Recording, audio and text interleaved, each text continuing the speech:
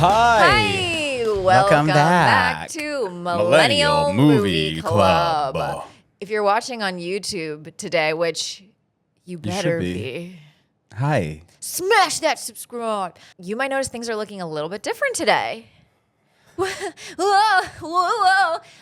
We are at an actual professional podcast recording studio. Hello. 4B Studios in Dumbo, Brooklyn, and it feels amazing. It feels amazing because there's air conditioning in here. There's air conditioning in here. You can't feel through the YouTube, but when we record in Jazz's apartment, there is zero air conditioning. It is sweltering in there. Mm-hmm. And there's a dog trying to actively have sex with us. So, in here, who knows? That could happen at some point. But Someone could up burst until through the this door. point, it's been fine. That door is not locked. I'm your host, Jazz App.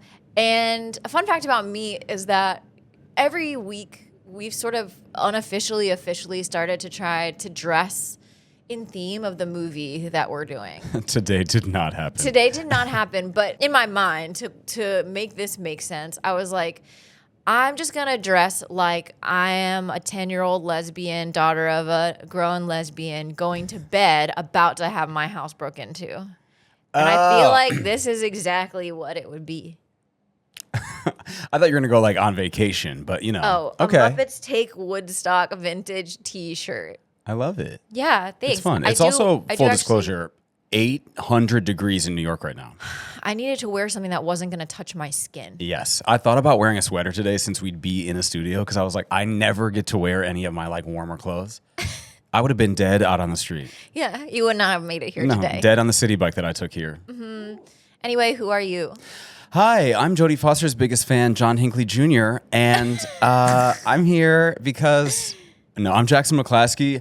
A fun fact about me is my mom told me that she puts this on the YouTube when she leaves the house for the dog. So if you're watching at home, Pruitt, stop shitting on the floor at 5 a.m. when mom doesn't wake up. All those views we be getting. It's all Pruitt. It's all a dog. 15-year-old little rat terrier Pruitt. But I will say, for all those people that put stuff on for their dog, we don't care where our views come from. No. We just need those analytics up. You can put this on for the person you have chained to the radiator in your basement. We love it. We do not care who's watching. Just put it on. Just put it on. Let it go. Let it. Our eyes are closed. What are we talking about today since we mentioned Jodie Foster twice? Right. And lesbians. Oh, it must be Pride Month. Oh my God. And we are kind of in our own little panic room. I was really waiting for you to jump in there. I wasn't getting there. That took me a second. We're locked into a space where it's safe. Sugar's low. It's hot out here.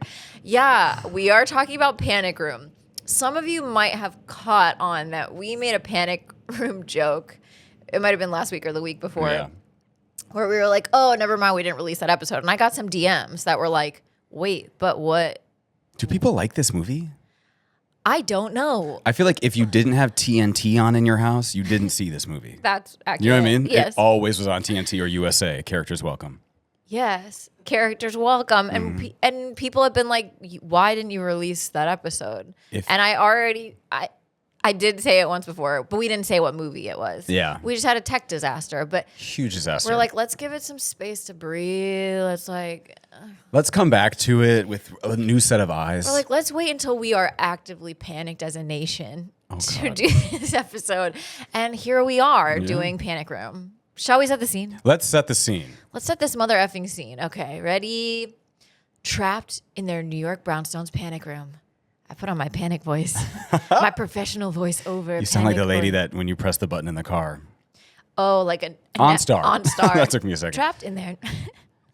Bung. Do you want us to call the police while you're trapped in your panic room podcast? Trapped in their New York brownstones panic room, a hidden chamber built as a sanctuary in the event of break-ins. Newly divorced Meg Altman and her young daughter Sarah play a deadly game of cat and mouse with 3 intruders: Burnham, Raoul, and Junior, during a brutal home invasion.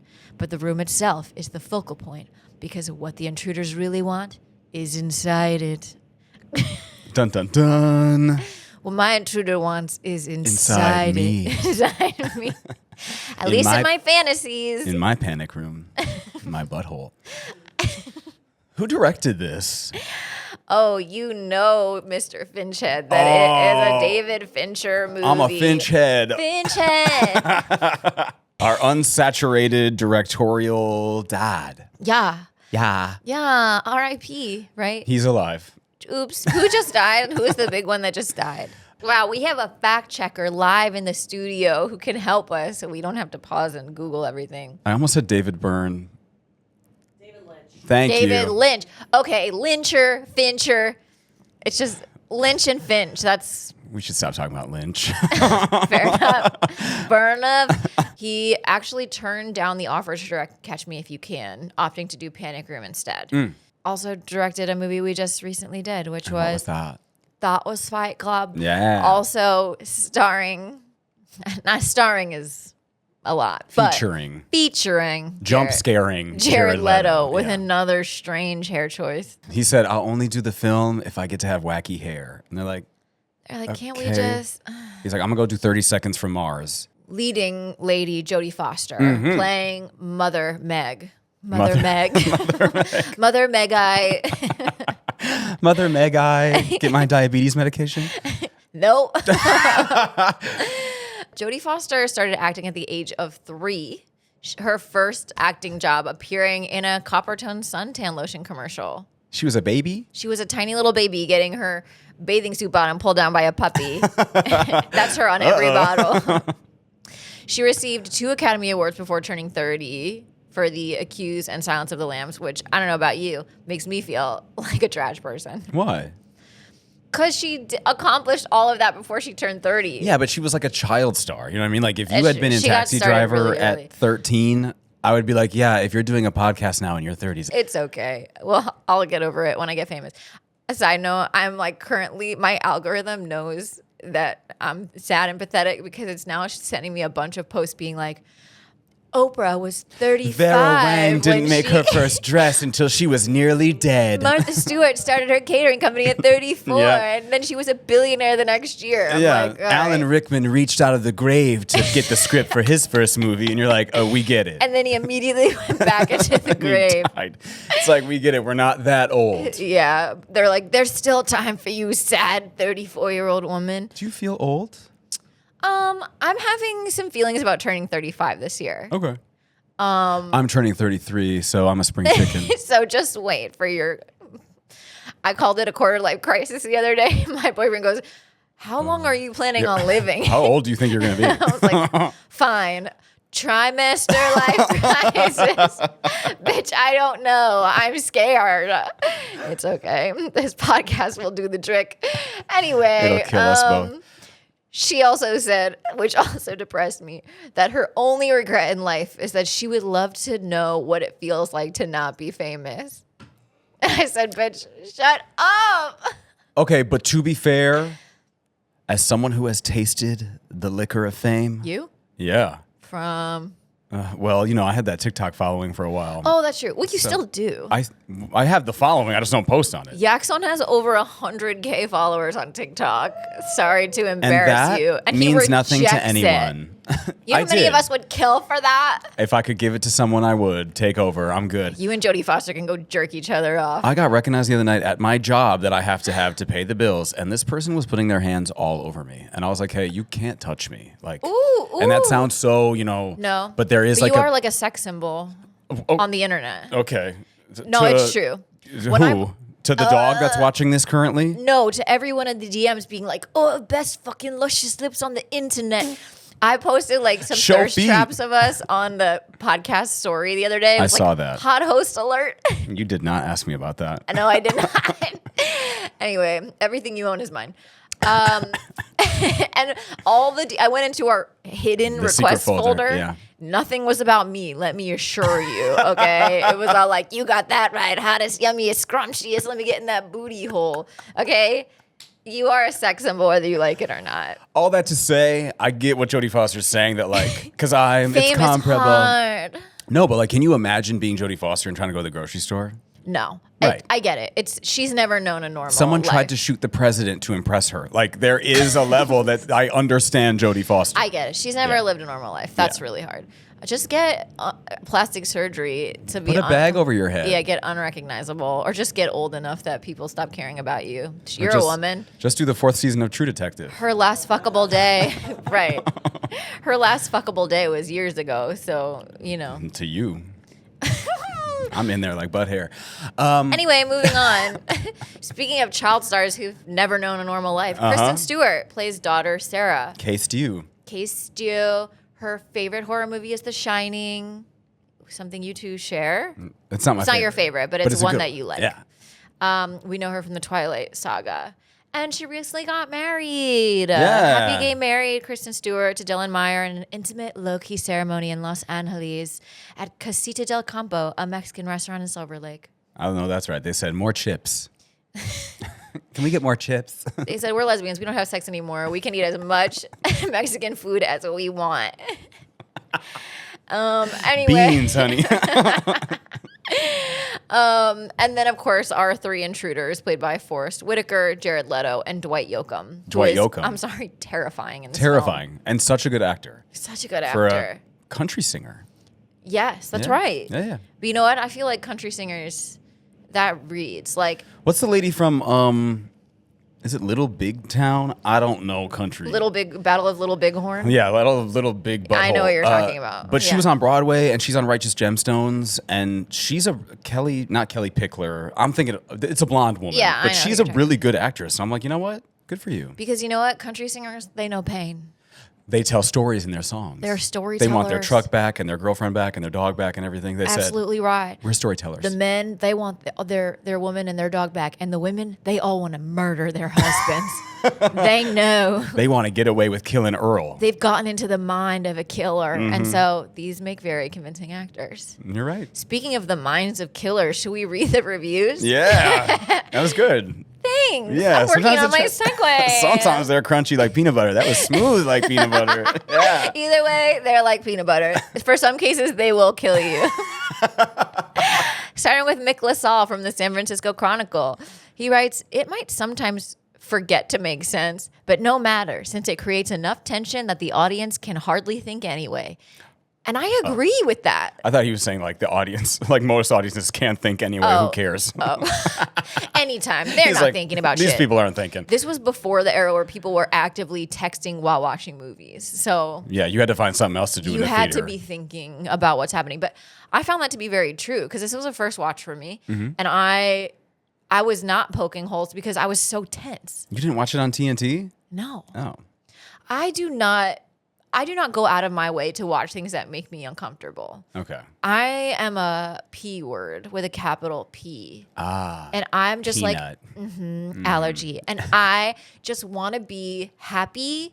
I'm already sad the rest of the time. When I'm watching TV, I'm trying to escape. I'm already worried about men breaking into my house. Yeah. I don't need to be reminded I don't of want that. to see my biggest fears on screen. Correct. Right? Like Jodie Foster being trapped in a room with me. I don't know if that's your biggest fear. I think maybe. You know, maybe if I say I'm afraid of it, like success, it'll evade me, you know. I'm dragging your ass to the top, baby. Okay, Roger Ebert gave it 3 out of 4 stars, 3 out of 4. which is good for him. Yeah, it's good for him. As a critic, I indulge myself by scoffing at loopholes in thrillers that could not exist without them. I guess I'm seeking the ideal of a thriller existing entirely in a world of physical and psychological plausibility. Panic Room is about as close as I'm likely to get. Yes, there are moments when I want to shout advice at the screen, but just as often the characters are ahead of me. The movie resembles a chess game. The board and all of the pieces are in full view. This is a long ass. Yeah, he was really paying attention. He was really paying attention to this one. He was the only audience member thinking. Yeah. Everyone else was twiddling their thumbs and jerking off, and he was like, this is like a chess game. This is like a Queen's Gambit. Okay. By Queen, I mean, Jodie Foster. yeah, the Queen. And I feel that. This is a very, like, it's thought out. It's like your move, my move the whole time. Yeah. So I just described chess.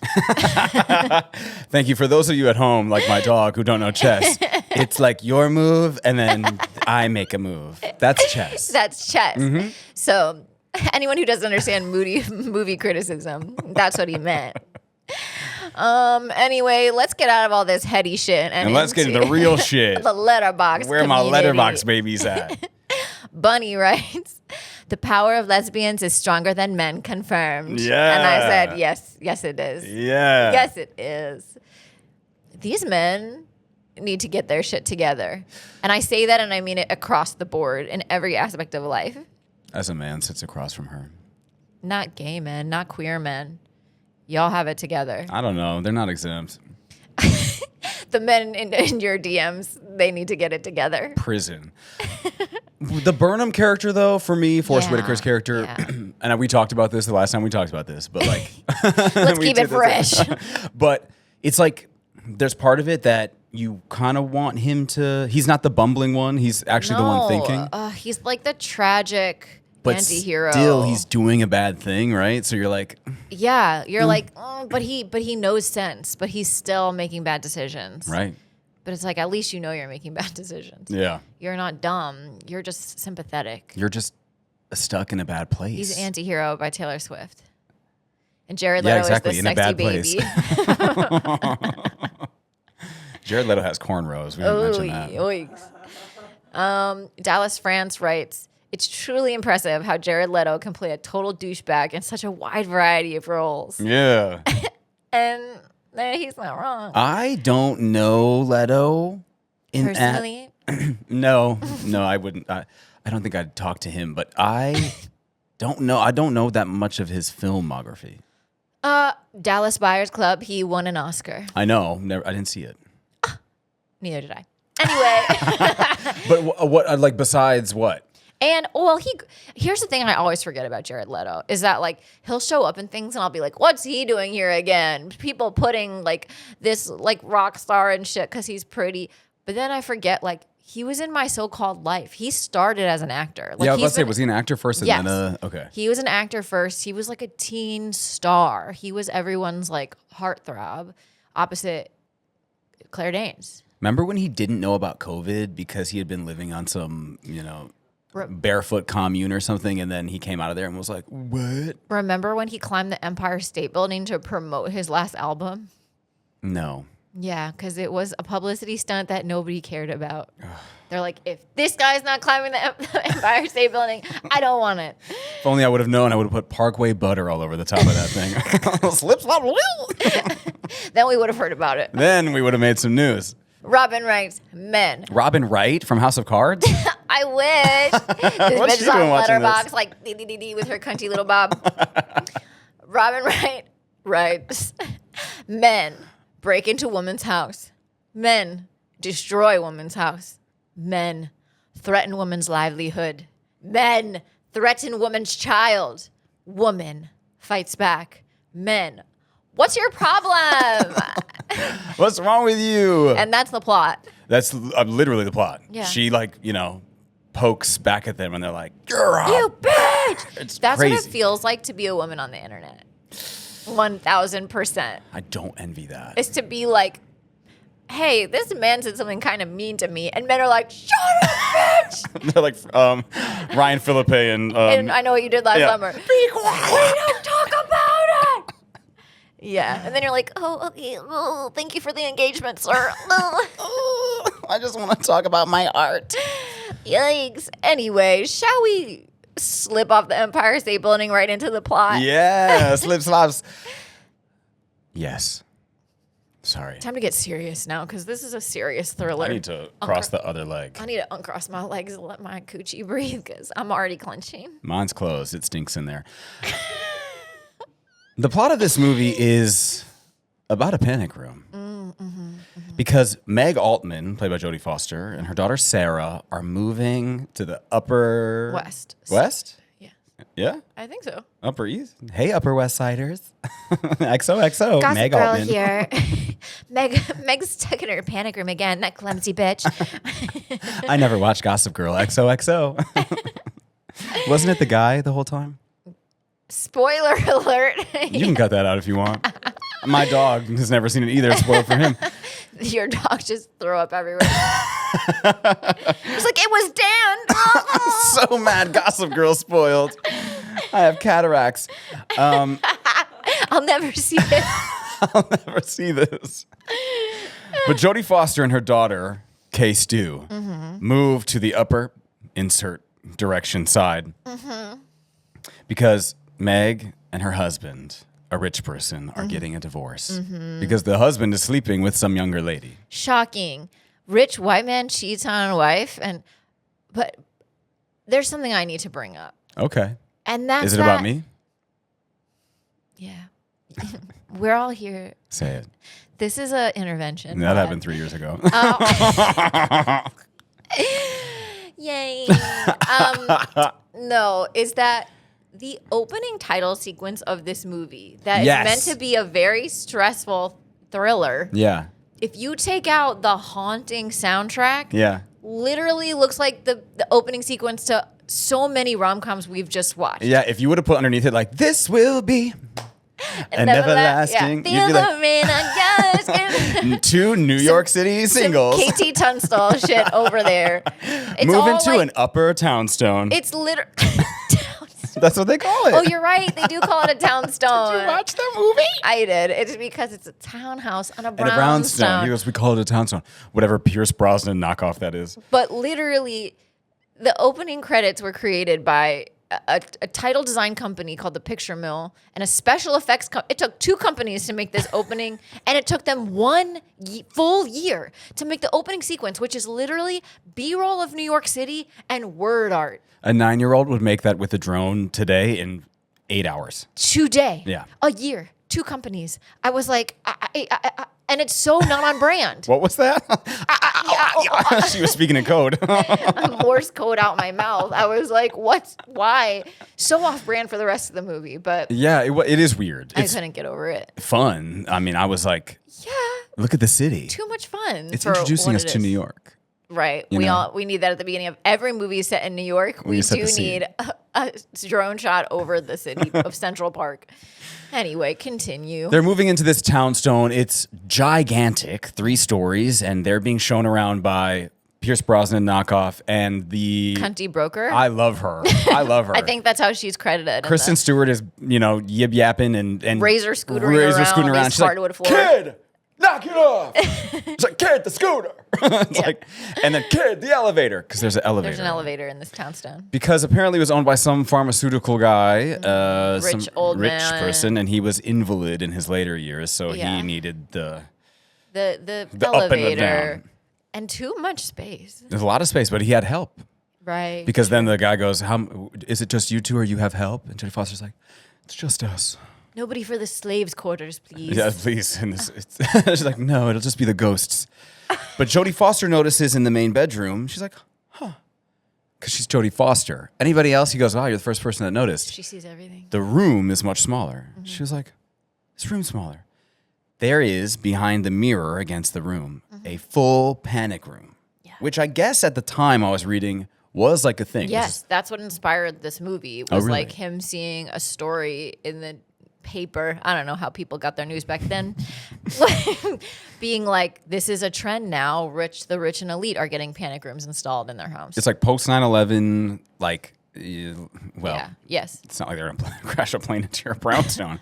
Well, you could hide in there because it's all, if this is too topical today. No. If a bomb were to drop on your city, Oh, you could go, it could be like kind of like a fallout shelter almost, I would imagine, because it's like titanium. yeah, but she's eating her daughter. After like 3 days locked in there, she's like, "I'm sorry, honey. You're on the brink already. I got to eat you." Yeah.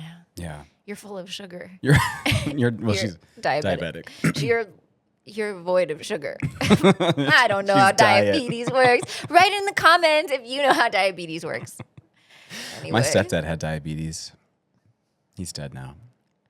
I know. Yeah. Are you okay? My mom's listening too. Sorry. Oh my God, way to trigger your mom on the podcast.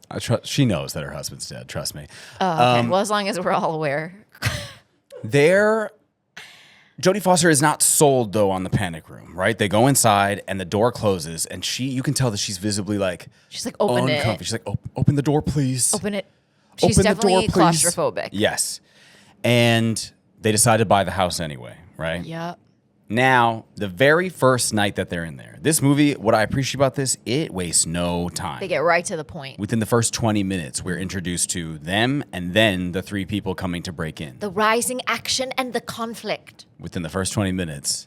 We love to see it. Love that. Get in there.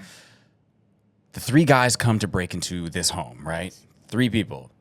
Raul, no, that doesn't make sense to introduce him first. No one knows who he is. Burnham, who works for the security company. Burnhamstein Bears. Yeah, the Burnhamstein Bears.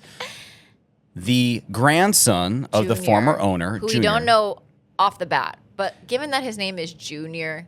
Yeah, and given that he has cornrows. And given that he's clearly an entitled white guy who he looks has like hired other people every to do this. girl in middle school when she would come back from Jamaica and she had little predator braids. That's exactly right. Exactly how he looks. She just needs some little beads at the bottom. Some little concha shells. Oh, I did that in middle school. Oh, and when I say the way my hair broke completely off. Oh, I'm sure. Yeah. What if I currently, as a bald person, went and then came back with them glued to my head and was like, I wasn't missing out on that experience.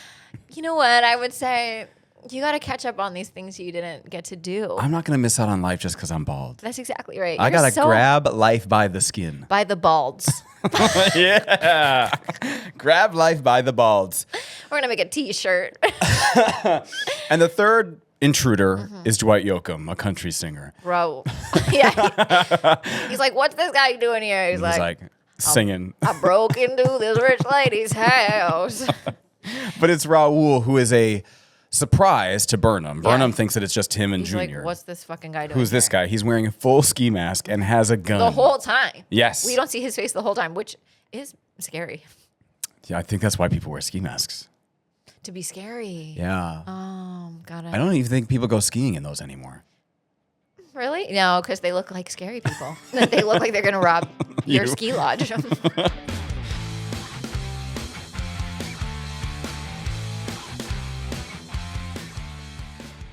Coming off the tails of, coming on the back of Fight Club, which is exactly what they were all doing in Fight Club.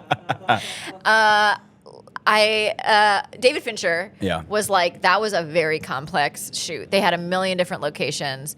He was looking to really simplify this next movie. So this was all shot in one location. And they shot this whole movie in sequence, which for those idiots at home, just kidding, I love you, means every scene they were shooting it in order that you see it in the movie so that they could just be like, this part of they were trashing this set. Yeah. They were like, we're not going to try to go back and repair shit for continuity. We're going to blow it up and then we're going to move on, which like honestly smart. Yeah. The only thing about the build that was a little bit challenging is that, fun fact, Jodie Foster's role was originally meant to be played by Nicole Kidman. She was the original cast, and up until like they were on set already, she was already gal palling around with K-Stu. She had like a knee injury, something that like, you know, came back from the past, and bitch dropped out like 2 weeks into production. Wow. And last minute they were like, okay, Jodie Foster, you're in. Nicole Kidman is so tall that when they built the panic room has these lasers. Sensors. These green laser sensors across that detect, so it won't slam your hand in the door. Yeah, well, and then it's not going to like crush you in between. Right. Those were an appropriate height when Nicole Kidman was playing the role, but because Jodie Foster was so much shorter, those sensors are right at her eye line. So this bitch is getting blinded every time she's getting into that panic room. It's no bueno. That would have been a way different movie with Nicole Kidman, especially Nicole Kidman then is younger. That's how time works. But yeah, like I love Jodie in this movie because there's like a severity to her that I don't know if we would have gotten with Nicole. A no nonsense, no bullshit. Right. Like you Which automatically... then Nicole does bring in Stepford Wives remake. She is that kind of icy, no nonsense person, but right? she does both. Like she does both. Yeah. Walks the line, and when they recast, they did restructure the entire character. Sure. Nicole Kidman was supposed to be more of like a more kind of like scared housewifey type of role. Yeah. And then Jodie Foster came in and was like, I'm not fucking around. Yeah. However, Nicole Kidman is still in the movie, technically. It's so unfair telling you these fun facts that you already know. But you already always know the fun facts anyway. I do. Because you know cinema. Nicole Kidman plays the voice of the other woman later on when Jodie Foster's trying to call her husband for help. Yeah. So I basically... She's like, put him on the phone, bitch. Yeah. And she's like, I'm just Nicole Kidman. She's like, I'm just Nicole. My knee hurts. I I'm just Nicole came here Kidman. for magic. I didn't know I was going to steal your husband. My husband Keith Urban won't stop playing music. That was like British. She's like, I know I'm not technically in this movie anymore, but please don't send me home. I don't want to go home. Me husband Keith Urban. Me husband. Anyway, look, she's a woman of many talents and many accents. Yeah, she's like clapping like this. The three men break in because there are bonds underneath the floor of the panic room, right? Bonds, to be clear. Not James Bonds. Yeah. Not men currently vying for the role of James Bond. A movie series we may need to just let go of. Yeah. Yeah. Let it go. Or cast a dog in it. Airbud, James Bond, 007. No. He's like, I'd rather just let it go. I'll watch Just the let Golden it Retriever die. Bond. Now, Homeward Bond. Did it. Did it. Got it in there. Okay, now you may continue. Vernon walks through the house and he notices that there's moving boxes, night lights. There's stuff in what's supposed to be an empty house. They did not expect anybody to be living there yet. When he opens the door to let Jared Leto in, he's like, we have a problem. There's people in here. And Jared Leto's like, my cornrows are too tight. He's pissed. And so Jodie Foster starts to awaken, and we get these moments that are really fun because you're like, is she going to see that there's someone in her room? Right? That shot that goes Watching to the side. her sleeping. Yes. Ooh. And eventually she gets up, she goes and takes a pill because she had been drinking wine all night. Can you imagine three men breaking your house when you've had a whole bottle of wine? So disorienting. I'd be like, hello? When I've had a whole bottle of wine, I don't want to be around men that I know. And a whole bottle of red wine too. So she's got George Washington teeth and she's like, hello? Red wine makes me weepy as fuck too and tell all my secrets. So I would have been in that panic room like, the code is 5218. Call my ex. I miss you.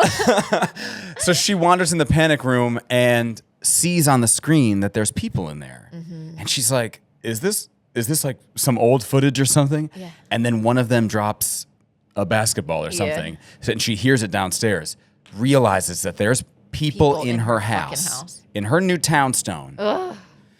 She runs upstairs to get Kristen Stewart, who's in a coma, asleep, not from diabetes. And she runs downstairs and she's like, there's people in the house, right? Wakes this girl up, pours water in her face. Runs, and they're like, where are we going to go? They go in the elevator. And it's so spooky because they're going up and down through the floors. These men hear them now running. And they the know men are that looking they're through awake. they're looking through They're trying to catch her. They're playing this game. Up the stairs, down the stairs, in the elevator. And Kay Stu is like, the panic room.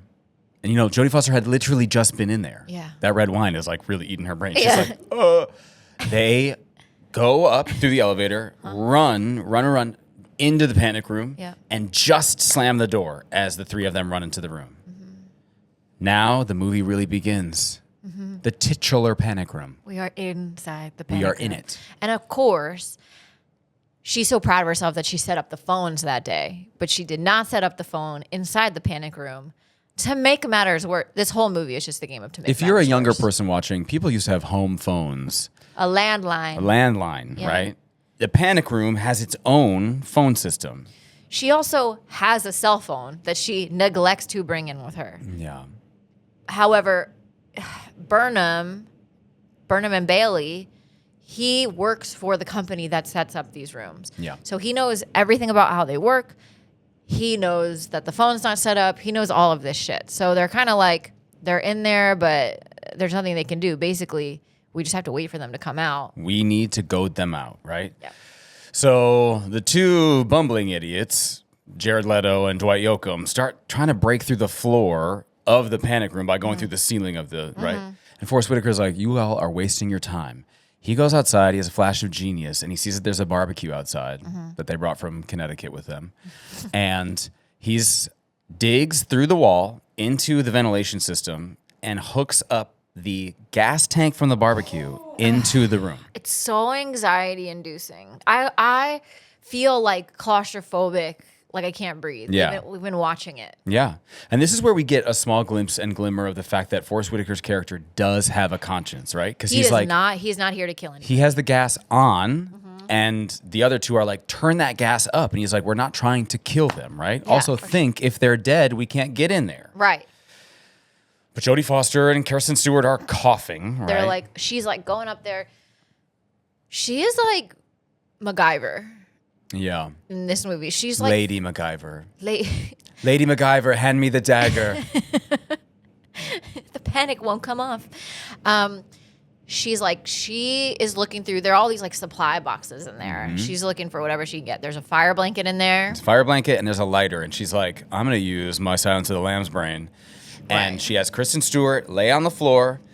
And the three men are like, we don't hear anything what's going on. And there's a clicking sound. They're now like the gas is on full blast. Jared Leto puts his 30 Seconds to Mars ear against the drywall. It's good ear. And Jodie Foster lights that bitch up. Lights She says, him click, all click, the way click, on fire. and the whole thing explodes. The room it kind of sits at the top, and they're covered in their fire blankets. And that outside, the thing is swirling around and going through the ceiling. Right? It's insane. Jared Leto is covered in fire. This is basically Home Alone for lesbians. Oh, yeah. You know what I mean? Yeah. That should be the tagline. A of the little film. less hijinky, but it's still like, gotcha, sucker. gotcha. Teach you not to mess with me. Yeah. I should note that Jared Leto did all of his own stunts, including getting set on fire. That's awesome. Yeah. Should We'll give finish him the that. job. Why do we hate him so much? Thank you. Thank you. I wasn't Producer really reminds gonna- us that he's a predator. This is why it's good to have a producer fact checker on standby. Andrea, everybody. Yay! Like we said, the panic room phone is not hooked up, right? That's correct. But she remembers that she has a cell phone outside. Some sort of, I don't know, old Nokia that could, that has You could play Snake Snake on it, yeah.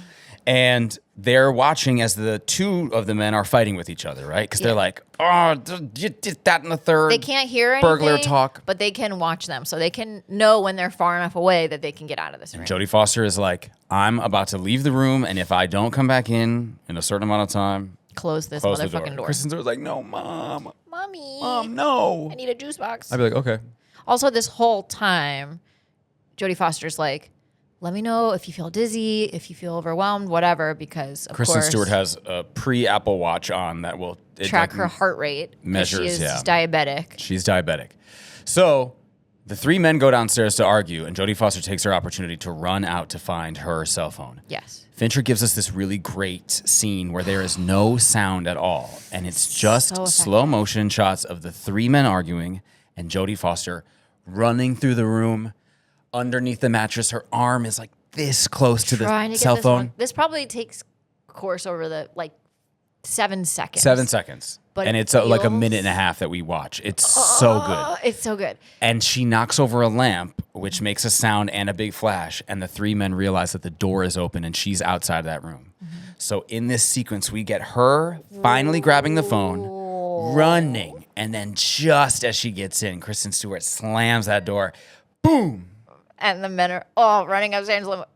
So good. And they're like, nice try, Missy. Nice try. There's no fucking reception in there. There's 12 inches thick of steel in there. All for naught. All for naught. Should have gone and get your kids medicine, I guess. So Jodie Foster uses her big brain again, and she's like, I hooked up the other phone line. If I can get to that, I can hook up the phone. I might be a rich white lady, but now I'm a rich white lady who knows how to do stuff. Apparently, even though when she finally gets hold of the phone line, her daughter's like, what do we do with this? She goes, I don't know. I'm just gonna. She's like, now Mom's crispy barbecue and my sugar's low. Well, time to eat. Time to eat. The men outside realize what she's doing. She is trying to hook up the panic Panic room room phone phone to to the main line. the mainline cable. Forrest Whitaker is like, did you cut the actual phone line or did you just snip the cable cord in the kitchen? And Jared Leto's like, I don't know. I'm just a baby. I need head and shoulders. My scalp's itching. My head's too tight. I can't So- remember. Again, we get this kind of like race to, she's racing to get help. They're racing to stop her. They race down to the basement to cut the cord. She manages to call 911. Guess what?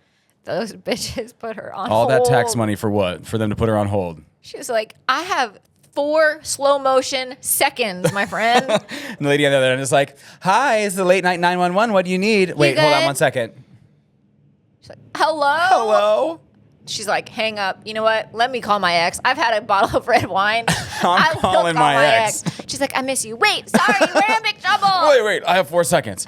She's like, there are 3, and it Yeah. Well, cuts. first Nicole Kidman picks up. It's like, what do you want? He doesn't like you anymore. Yeah. She's like, bitch. She goes, put him on the phone, bitch. And then he's like, what do you want? He's like, hello? It's 3 a.m. or We whatever it need is. your help. Yep. And then she gets cut off. Said, there are 3. Cut. Click. So we're still in this room and we're screwed, right? Yeah. No phone, no nothing, no food either. There's nothing to eat. No, in there. I'm like, they've got these tactical boxes full of shit. I'm like, no snackies in there? What the fuck are we thinking? What are we doing? Nothing. There's not even Junior Mints in there. Nothing. Not a thing. An old milk dud. Something. A cooler full of freezer pops. Ooh. You can sit in there forever. They're like, actually, we don't want to leave. She's like, I just want to hide from my kids in here for a little bit. Mommy needs a break. Okay, and I got an old VCR. Let's watch Parent Trap. An espresso? Parent Trap, Oreos, and peanut butter, anybody? Anyway. The 3 men then get in an argument because Junior, cornrow, is Kevin Federline, is like, I'm done. I'm done. He's Yeah. like, we tried twice and I'm finished. I'm too rich for I'm a this. rich white person and I don't need to try. He's talking about the money that, because here's the thing. This family is trying to get the money from their dead grandpa, and a ton of his money has not been found, accounted for. So with the money that they do have, they're splitting. But like, And he mentions that. He and knows. Forrest Whitaker goes, well, what did you just say? And Dwight Yoakam's character, is like busy clicking the handle of the gun. Yeah. He goes, oh, well, I was already going to get a cut of about $900,000. So I'll just take that. I'll just take that. Back to Ibiza. And Forrest Whitaker is like, if you leave here, like, I'm going to break into that room and I'm taking everything. And if the cops come for us, we'll know who it was. He also lies about how much money is in the panic room. Yes. At first he says like what? Like, I don't know. Yeah. Some kind of okay amount. And then it turns out to be like millions of dollars. $22 million, yeah. Yeah. Dwight Yoakam shoots Jared Leto in the head. And Yeah. someone on Letterboxd was like, this movie gets exponentially better when a certain someone dies. Yeah. Spoiler alert. Spoiler alert. Yeah. It's true. In a big way. Yep. So shoots him clean in the head, drags him out, right? And then he looks at Forrest Whitaker and he's like, get in that room. And all of a sudden, there's a person in the doorway. A strange person is standing in the doorway of the house. My ex came back. My ex came back. It's everyone's dream. Daddy. Yeah. Daddy shows up. Shows up and they're like, who the hell are you? And he's like, who the hell are you? I'm the owner of this house. I'm the owner of this house. Thanks, TikTok sound. My brain's broken. Yeah. Daddy So- comes and at really a bad time. Bad time. He gets knocked to the ground. They take his wallet and they hold it up to the camera, right? Like, Daddy's home, bitch. And they're like, oh my God, Dad came. He cares about me still. Oh my God. Kristen Stewart's like, Mom, focus. Ugh. Kristen Stewart's starting to feel very bad. She's like, I didn't want to tell you this, but I'm slipping into a coma. Right. So they drag the dad upstairs outside the panic room and start kicking the shit out of him. They're like, And if you they're don't open this door, we're literally going to beat this looking man up to at the death. camera and they're like, Hello. right. Now, Jodie Foster is like, I have a predicament. My ex-husband, who I hate, but still love, Who just left me for dead for Nicole Kidman's tight little bussy. and deserves to get the shit beat out of him, Yeah. is currently outside the door. She's like, did I manifest this? She's like, wait. I wrote this in my diary. As she like hides her little vision board I that has all that on I there. wish She's two like, men would beat the shit out of him. Kristen Stewart, her blood is dropping and she needs medicine that's upstairs in her DIY skincare mini fridge that's next to her bed. That's correct. So she's like, I'll make you guys a deal. Right. She's like, does she say that? Oh, the cops show up. No, that's later. Okay, never mind. Yeah. What she sees is the men cover the camera. And you imagine there's like tussling and wrestling. You hear a lot of And then you see Forrest Whitaker come down the stairs with a person on in a ski different mask. camera. Right. Yes. So they're like, oh my gosh. Oh, because they hear Barnum be like, stop beating him up so bad. And Yeah. he's like, I'll do what I want. So then you start to think the two bad guys have turned on each other. We're led to believe, right, that Forrest Whitaker has beat up Dwight Yoakam and is carrying him down the stairs. So she takes her opportunity to leave the panic room and go get Kristen Stewart's medicine. The husband, as we know it, is unconscious in a trench coat on the bed. She runs up and she sees her husband. She sees her husband wearing. She's like, Steven, I need to get the medicine for our daughter, Steven. Got up, Steven. Were you a Laguna Beach head? No, I was a Hills hoe. Let the rain fall down. For any of you millennials listening and watching, there was a time when Hollister started selling shirts that were like Team Lauren, Team Kristen. No way. I had a Team Kristen shirt. I just bought pants from Hollister. You know what? Hollister and Abercrombie are growing with us. They flip, yeah. The clothes are good. And the quality's good. Yeah. I fell victim to Instagram ad, and I went on there and I was like, oh. It's still dark in there. Yeah, if you shop I'm not online, going in there. that's Oh my fine. God, no. But it's still dark in there, and it smells intoxicatingly like my If ex-boyfriend's me at this cologne, age and this amount of forehead tried to walk in there, they would shoot me dead. The security guard in there would shoot me dead. Hey, what's up? I'm Jake. I applied to work at Hollister. Yeah. I was declined a job, but I did learn that they have to say the same thing to you when they walk up to you, and every month it changes. And in 1 month it was like, hey, what's up? Have you tried our Jake jeans? Or it'll be like, hey, sup, bro? Like they make them say the most benign things, but that's like the code, the company code. Anyway.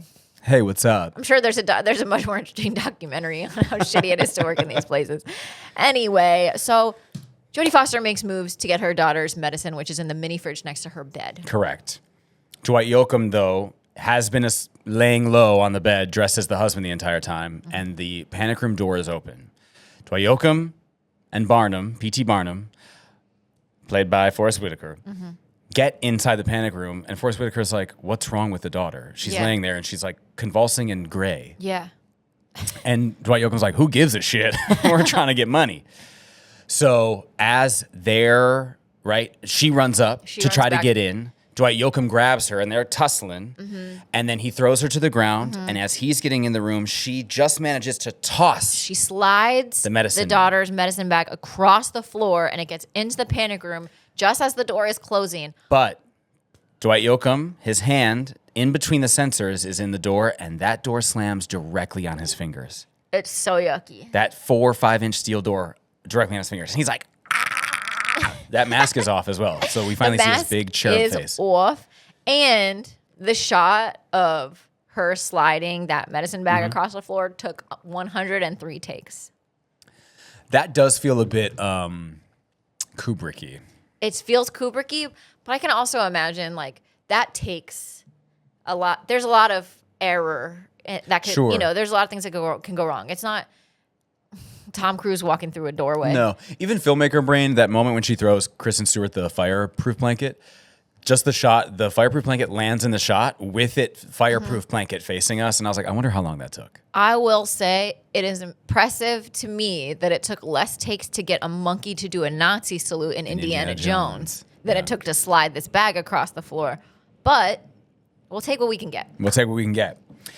So the door slams, and he's like, open the door, please, please, please. And Forrest Whitaker's like, no, your gun is out there. She has your gun. Yeah. She's like, let me, and she's banging the hell on that door. Every time she bangs, his fingers pulse. He's like, oh, ow, oh.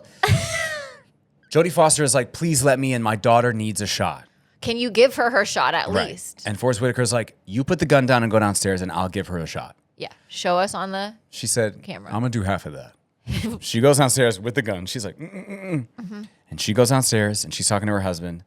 And Forrest Whitaker, we see, is in the room, and he's like, can you do this yourself? And Kristen Stewart's like, and he's like, are you sure? And mind you, she's still like, she probably could have. I don't know. She's being a baby. She is a baby. Well, come on. Your mom is like going fucking full Sylvester Stallone, and you can't give yourself the shot. Why don't we use the God vote and call up your stepdad and find out what's possible in a diabetic coma? Yeah, his diabetes never got that. He would do like insulin every day. Yes. Yeah. He was never locked in a panic room. He had type 2. Kristen Stewart's character probably has type 1. Probably. There is a difference. Yeah. So she's downstairs and she's like talking Forrest Whitaker on how to give her daughter this shot. Or she, no, that's a lie. Forrest Whitaker is asking Kristen Stewart, is like, does it go here and all this? And she's like, uh-huh. It's kind of like a sweet moment. And he even confesses, he goes, it wasn't supposed to be like this. Yeah. Right? He has kids at home. He's just trying to support. And he's like, wow, mom's rich, huh? And she's like, no, my dad's rich. My mom's just, and she says, mom's just angry or something like that, right? So it is a sweet moment, again, where we are endeared to this third robber character because he has a conscience. And when we talk about poverty and things that makes you do crime, it's like, this is that person. This is that person. But you're still terrorizing a woman and her daughter. Correct. Kristen Stewart gets her shot. He opens the door so that Dwight Yoakam can pull his mashed potato fingers out of the door handle. And Kristen Stewart is okay, right? She comes back to life. So he gets to work, Burnham, drilling through the floor. That's where the money is. Yes, they find. While Jodie Foster gets to work, breaking every camera in the house. Booby trapping the place. Booby trapping the place by smashing every mirror. And she's almost setting up like a little maze so that Very Home Alone-esque. When they leave the panic room, they are going to have to pass by a little trap. She's ensnared them. Yes. Burnham cracks through the floor, and under the floor is $22 million in bonds. It's little pieces of paper. I don't know how bonds work. I don't either. I know how bonding works. Half of my tooth is bonding. Mine too. Hey, dentists. Thanks. Shout out, doctor. Oh, fuck, I forgot his name. Anyway. I just canceled my appointment. So he's got these bonds. He tucks them in his little jumpsuit. And they're like, well, now we need to get out of here. And they leave with Kristen Stewart in their arms. They're like, we'll kill your daughter if you don't let us out. Right. Jodie Foster has set up her ex-husband is beaten to a pulp. He is a piñata. He's tied to a chair. Yes. She like props up his broken dead arms so that he's like holding a rifle, basically. Yeah. They come down with K-Stew and he's like, put my daughter down. Does he have an accent? Yeah, he's British. Oh. I know that probably wasn't discernible, but well, his teeth are all knocked out too, so that was probably that's right. Really He's got mush mouth and he's trying to negotiate. And they're like, let us out. We won't hurt your daughter. And Dwight Yoakam's like, no promises. And there's like a whole scuffle, right? And Burnham gets out of the house with the bonds. Dwight Yoakam is like, I'm going 0 to 100. I'm going to kill these people. Yeah. Kristen Stewart takes one of her pens, her EpiPen things. Not EpiPen. Diabetes is an allergy. Thank you. That's the word. You're welcome. Syringes Dwight Yoakam in the neck. He knocks her into the fireplace. She's screaming, right? No, not yet. He doesn't knock her into the fireplace. Yeah. Because first, mom comes creeping up behind, knocks Dwight Yoakam in the head. He falls backwards over the stairs. Oh, right. Falls on the stairs. Barnum makes a run for it. Then they're all like, are you okay? Are you okay? La, la, la. Then fucking Beetlejuice-looking motherfucker crawling back up the stairs. He's so terrifying. Yeah. He starts tussling with mom and is knocking the shit out of her, punching her in her face. That's when K-Stew comes to help her, and he punches her into the fireplace. Yeah. Then he's about to, what does he have in his hand that he's about to? Sledgehammer. A sledgehammer. He's about to crush her skull. Yeah. But then Burnham comes back. Burnham comes back in and shoots Dwight Yoakam dead. Yeah. Yeah. And we get a moment where Burnham is outside about to make a break for it with all this money that he needs. I wish we got more of a backstory for each of the burglars about why they're doing this. Yeah. There is a novelization of this movie that came out after the movie that expands upon the story. Yeah. And so in that way, it expands on the three men and why they're doing it. Yeah. But Burnham is about to make this break with this money that could change his life, and he comes back in and shoots Dwight Yoakam dead, right? To save them. And he looks at Kristen Stewart and he's like, now you're safe. Yeah. It's like really nice. Yeah. Then, unfortunately, the SWAT teams all roll in. We forgot the part where the cops show up. We did. They do show up, but Jodie Foster, they're like, if you tell them, we'll kill your daughter. And they're in the panic room at this time. So she's like, go away, everything's fine. And they're like, are you sure? And she's like, everything's fine. But of course, do they believe women? No. They send the SWAT team. And poor Burnham. Bo Burnham is in the backyard with holding these bonds. There's a freaking helicopter overhead. It's crazy out here. And they're like, put your hands up. All the bonds go everywhere. They start flying around in the air. Yeah. Somewhere in Harlem, people are like, yeah! Free money. He goes to jail. He goes to jail. The SWAT team rescues them. And then we get this moment a few days later or a week later. Kristen Stewart has a black eye, and they're sitting outside on the bench looking at New apartments. Not big houses, not mansions on the Upper East Side. No. Just a little friendly studio. Nowhere where an old dead man would have hidden millions of dollars in the walls. No panic rooms. No panic rooms. And let that be a lesson. Greed. I don't know. Yeah, what's the lesson? I want to know. Don't move into rich people's houses. Either their grandsons will come back to kill you or their ghosts will haunt you. Either way, it's a bad idea. Come on, Christmas Carol. Right. Or both. That's the film. That's Panic Room. Rate it, summate it. I have seen this movie before. I've seen it on TNT. We've recorded this episode before. So I saw it before then, too. I like this movie. It's not my favorite Fincher. It's not Gone Girl, and it's not Zodiac. It is, Fincher is like, it's unsaturated. He's got this love of like stuff that is not, it's gray, it's green, it's dark, it's moody. There's an atmosphere. I love Jodie Foster as an actress. Love Jodie Foster as an actress. Everyone in this movie is good. Yes. Jared Leto is good. You hate him. He He's does annoying. what he does best. And yes. He does that well. Forrest Whitaker is endearing and heartfelt, and Dwight Yoakam is fucking terrifying, right? Yeah. So it's like everyone is good, and the movie overall is good. Does it get a little bit redundant over and over again, being like, in and out? Well, now I'm in it, now I'm not. Yeah. Sure. But I will give this movie, Panic Room 7 out of 10 smooshed up mashed potato fingers. Fuck, you took mine this time. I beat you to it. No. I was going to say that verbatim. Really? Yeah, mashed potato fingers. Well, this serves me right because I somehow steal You steal yours mine through your brain every week. Every week. Thief. This is like the perfect level of scary for me. Yeah. It's not a scary movie, but it's a thriller. Suspenseful. It's suspenseful. There's just the right amount of like violence and gore where I'm not like terrorized for weeks, but it's still like goo.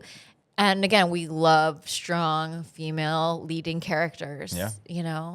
We love Shades of Grey. We love 50 Shades of Grey. No, we love that. We don't really love it, but we read it. Dakota Johnson core. But we did read it. I read it. I did not. Well, I was too busy reading Tolstoy. Do you know about her? She writes a weekly blog. We like Shades of Grey in that, there's good and bad in this movie, but then there's moments where like you are emotionally conflicted. Yeah. It's not a simple film. You meant Shades of Grey, like as in the tone of the movie, but also in the characters. Yeah. I love that. I was totally thinking just like visually. Oh. We love, no. You're like, I love Shades of Grey and green. Midnight blue. No, I don't think we love Shades of Grey. It's colors. Like, I mean, maybe some people do, but most apartments nowadays do. Yeah, I guess so. Millennial Grey. No. In the characters. So it's complex in a way that I enjoyed. I will give this movie 7 Nokia phones out of 10. Okay. And that's that on that. That's that on that. Panicked, roomed, or as Jackson calls his bathroom, panic room. The kid who's subletting my roommate's room right now locked himself in the bathroom the other night for 3 hours. A literal panic room. Yeah, God bless him. Wow. Thank you so much for listening. Thank you for listening. Thank you for having us, 4B Studios. Thank you for having us. This was really a wonderful fun. experience. Maybe we'll be back. Maybe Air we'll be back conditioning. someday. Thank God. Yeah. Thank God herself for air conditioning. Thank you for listening, for watching, for engaging with our content. Be sure to follow us online at Millennial Movie Club. Subscribe on YouTube. Every time we get more followers or more engagement or more listeners, I just like a little part of my soul lights up. I'm like Tinkerbell. Ooh. If you don't listen and clap hard enough, she's going to die. She hasn't had enough attention. But also, it's a crazy world out there. We want to make you laugh for a bit while the world feels absolutely chaotic. So, hug your loved ones and listen to the podcast. Oh, boy. Bye. Bye. Go to bed, Pruitt.